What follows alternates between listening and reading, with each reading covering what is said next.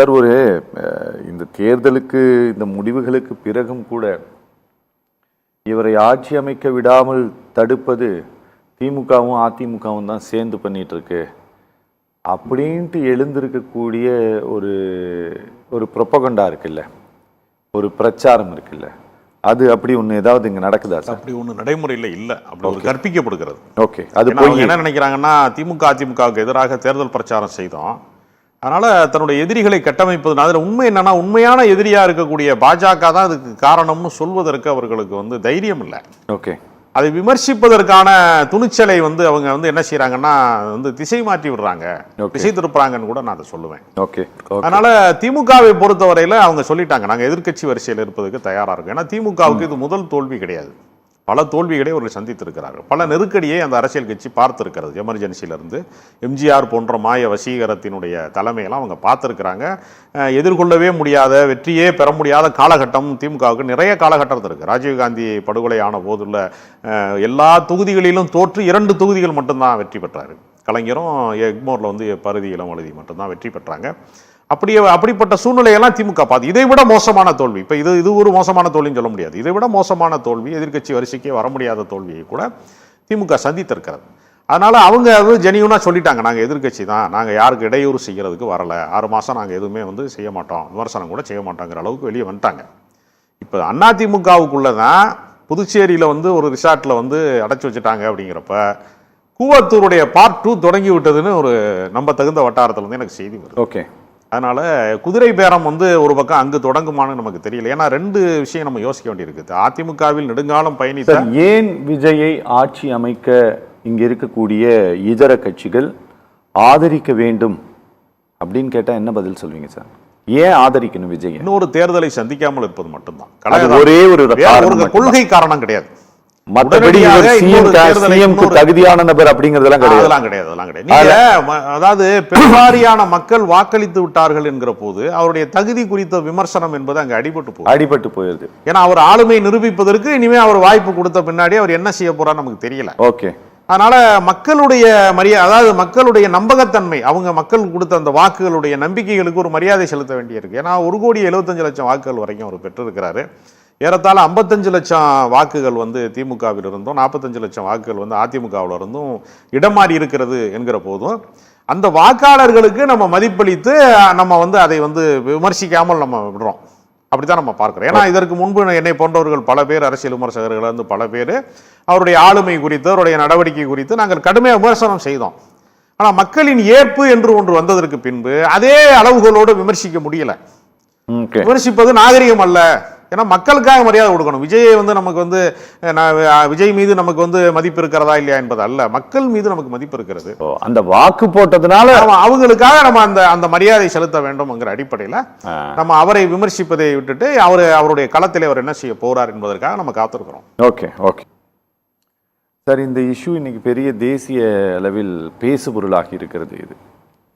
இது ஒருவேளை floor test வச்சு விசிகா ஒருவேளை ஆதரிக்க முடிவு எடுக்கலன்னு வச்சுக்கோங்களேன், அதுக்கப்புறம் என்ன நடக்கும் சார்? கவர்னர் ஆட்சிக்கு போக வேண்டிய சூழல் வரும். அப்புறம் நேரடியாக பாஜக ஆட்சி தான், அவ்வளோதான்.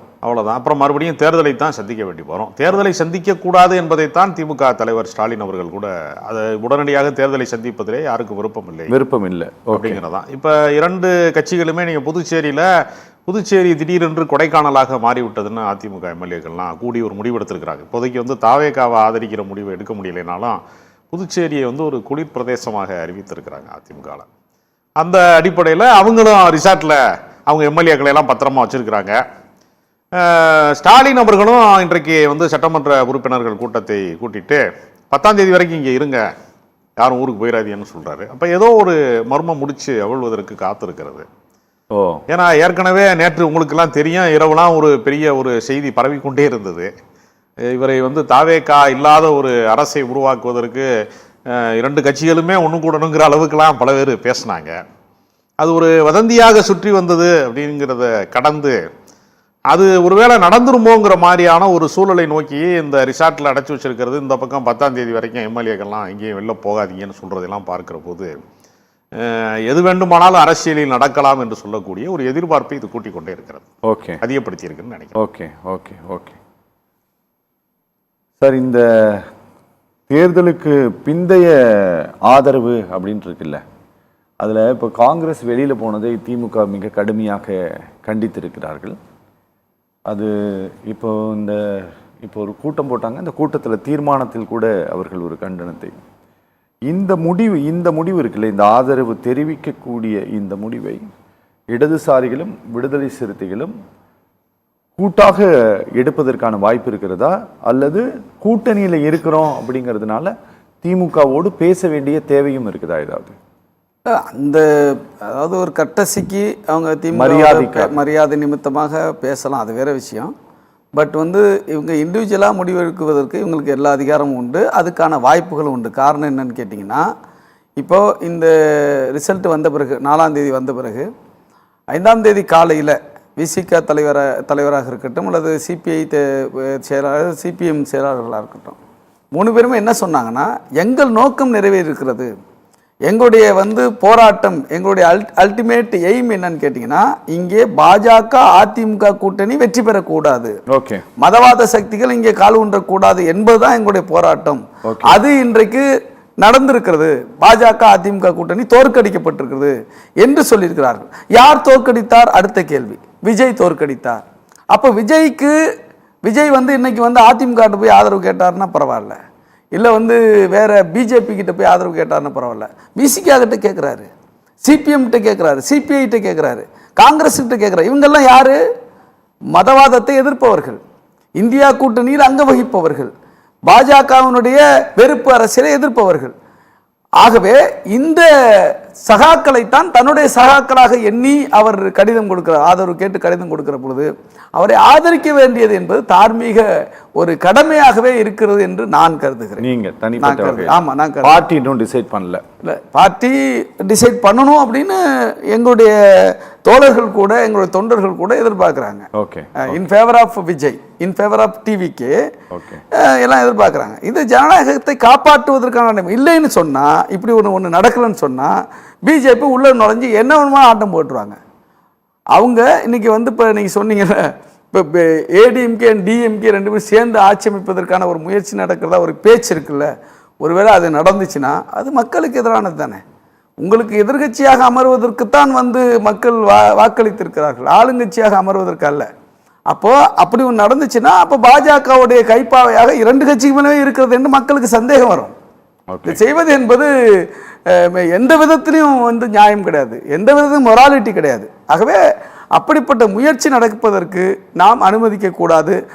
அதை முறியடிப்பதற்கான பொறுப்பும் கடமையும் எங்கள் தலைவர் டாக்டர் எழுச்சி தமிழருக்கும் உண்டு, சிபிஐ சிபிஎம் போன்ற முற்போக்கு கம்யூனிஸ்ட் கட்சிகளுக்கும் சிறுபான்மை இஸ்லாமிய அமைப்புகளுக்கும் உண்டு. அந்த அடிப்படையில் இவர்கள் அத்தனை பேரும் சேர்ந்து தாவேகாவுக்கு ஆதரவு கொடுத்து அவர்கள் ஆட்சி அமைப்பதற்கு உறுதுணை புரிய வேண்டும் என்பதுதான் மக்களுடைய எதிர்பார்ப்பாக இருக்கிறது. ஓகே சார், இந்த 118 மெஜாரிட்டியை நிரூபித்தால் மட்டும்தான் ஆட்சி அமைக்க அடைக்க முடியும் அப்படின்ட்டு தெளிவாக ப்ரெஸ் ரிலீஸ் கொடுத்துருக்காங்க சார். இன்னைக்கு திரும்பவும் கூப்பிட்டு சொல்லியிருக்கிறாரு, விஜய் சென்று சந்திக்கவில்லை, ஆளுநர் அழைத்து என்னாச்சு நம்பரு அப்படின்னு கேட்டு இன்னைக்கு திரும்பவும் அதை சொல்லி அனுப்பியிருக்கிறாங்க. சரியா சார்? இவங்க எல்லாருமே ஃப்ளோர் டெஸ்ட்டில் கொடுப்பதற்கு முன்பாகவே விஜய்க்கான ஆதரவு கடிதத்தை இடதுசாரிகளும் விசிகாவும் கொடுப்பதற்கு வாய்ப்பு இருக்கா சார்? நிச்சயமாக இருக்கிறது, இருக்கு. ஏன்னா திடீர் முடிவை அவர்கள் எடுத்து விட்டார்கள் என்று மக்களுக்கு அதிருப்தி வரக்கூடாது என்பதற்காகத்தான் ஒரு படிநிலையிலே அதை செயல்படுத்துகிறார்கள் என்று எனக்கு தோன்றுகிறது. உங்களுக்கு தோணுது? அவர் அந்த உயர்மட்ட குழு, நிர்வாக குழு விட்ட பேசிட்டு சொல்றேங்கிறதுக்கு என்ன காரணம்னா, எடுத்தேன் கவிழ்த்தேன்ற மாதிரி எதையும் நாங்கள் செய்து விடவில்லை, நாங்கள் அதை ஆலோசிக்கிறோம் சொல்றது மூலமாக மக்கள் மனநிலையே கொஞ்சம் பண்படுத்தி விட்டு அந்த தகவலை தெரிவிக்கலாம் என்று அவர்கள் நினைக்கிறார்கள் என்று நான் நினைக்கிறேன். அந்த முடிவை அவர்கள் எடுத்து விட்டார்கள் என்றுதான் எனக்கு தோன்றுகிறது. Okay okay okay. அதனால நிச்சயமாக அவங்க என்ன நினைக்கிறாங்கன்னா, ஒரு ஆட்சி ஏதோ ஒரு வகையில மக்களுடைய வாக்களிப்பின் வழியாக வந்து விட்டது, அதை எடுத்த எடுப்பிலேயே அதை இல்லாமல் செய்யக்கூடாது, அவர்களுக்கு ஒரு வாய்ப்பு தரப்பட வேண்டும், அவங்களுக்கு ஆளுமை இருக்கிறதா, நிர்வாக திறன் இருக்கிறதா என்பதை அவர்களுக்கு முதல் கட்டமாக அனுமதித்திருக்க வேண்டும் அப்படின்னு நினைக்கிறாங்க. Okay okay okay.